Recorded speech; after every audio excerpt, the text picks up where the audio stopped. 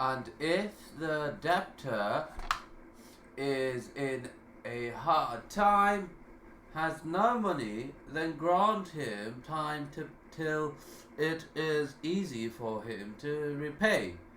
But if you remit it by way of charity, that is better for you.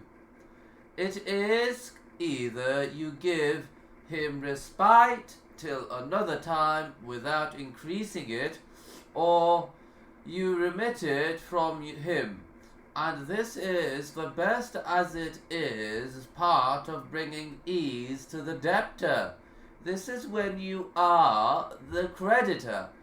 But if the creditor is someone else, part of bringing ease to him is to assist him in repaying it or alleviating it.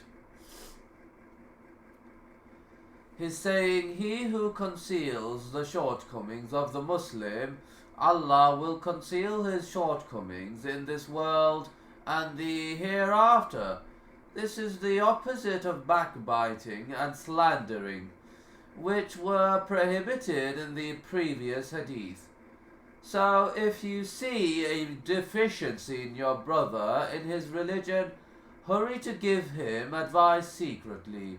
He may be one who knows not, or may have been overpowered by his soul or the devil.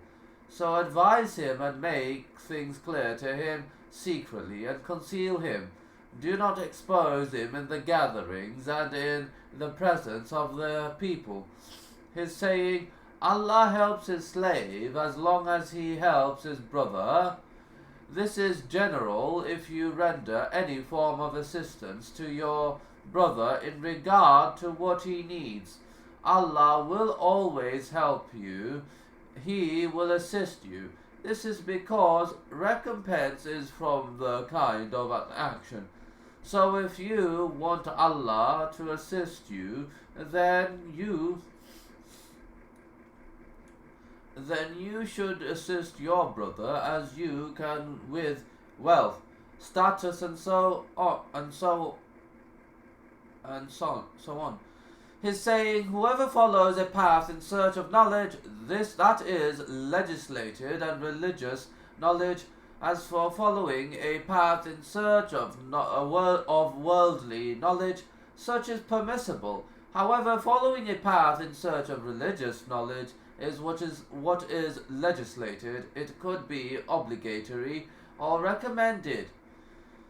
Following the path includes the physical path by traveling and set out in search of knowledge, and the abstract path by reading, memorizing, and understanding the text from the Quran and Sunnah. This refers to following a path in search of knowledge. Buying beneficial books, reading them, pondering on them, and studying them from the scholars are part of following the path in search of knowledge, and it is an abstract path. He's saying Allah will make the path to paradise easy for him.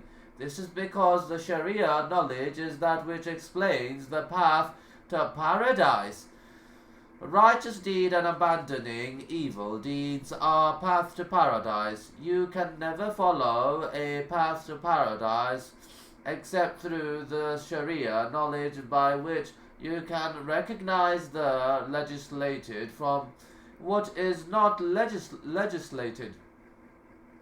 You may exert yourself in worship or in something while it is your path to the fire, because it is not an approved path, and that will not lead you to paradise. It will rather lead you to the fire, like innovations, newly invented matters, and superstitions. Even if you strive hard in the night and day, you are moving towards the fire. As for the path that will lead to paradise, it is that which the messenger came with.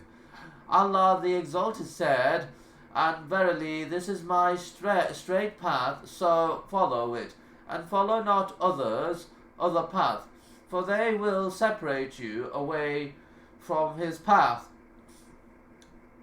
Allah did not leave us to ourselves, nor to blind following any person or to self-approvals. Rather, he ordained the straight path for us, which is that which the messenger came with.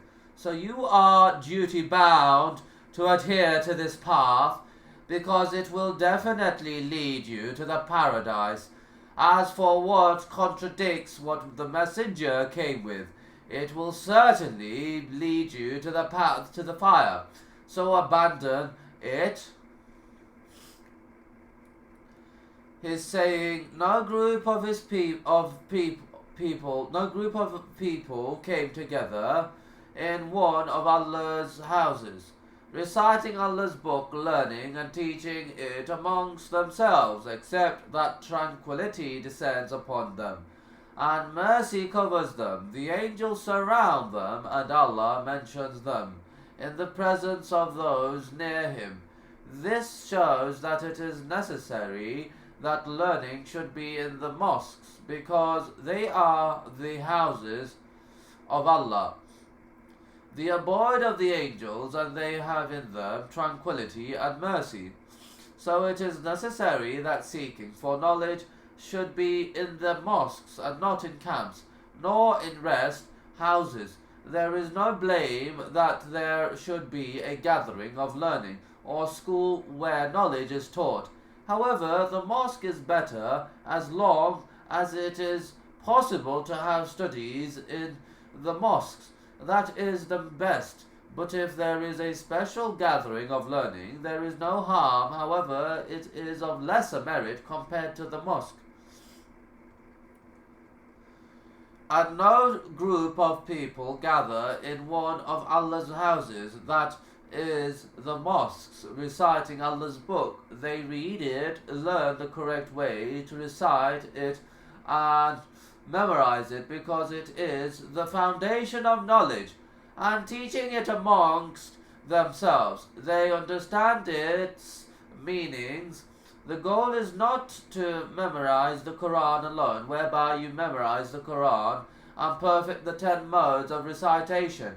No, this is the means and not the goal. What is required is that you should understand it and comprehend its meanings and act on it.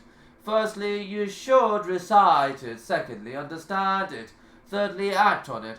Acting on the Quran is what is desired. However, memorizing it, reciting it properly, and understanding its meanings and explanation in the correct manner are the means of acting on the noble Quran. He's saying, except that tranquility descends upon them, that is peace, tranquility, and rest. He's saying, and the angels surround them. The angels support the believers. They descend on the students of knowledge and support them, repelling the devils from them. They also descend